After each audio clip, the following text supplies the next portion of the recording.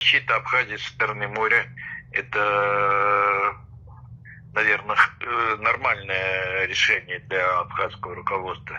Тем более, что у нас с Абхазией подписан договор о взаимной помощи, и поэтому вот размещение российской базы материально-технического обеспечения в Очамчере — это, на мой взгляд, это правильное решение, если оно будет осуществлено. Вот.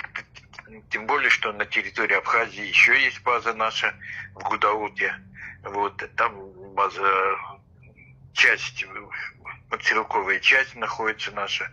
Вот. И тоже она является гарантией безопасности Абхазии. Россия защищает территориальную целостность и мирное небо на территории Абхазии.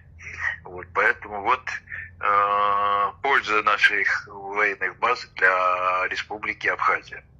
Что касается нас, почему нам нужна такая база? Это база материально-технического обеспечения. Это не база боевых кораблей.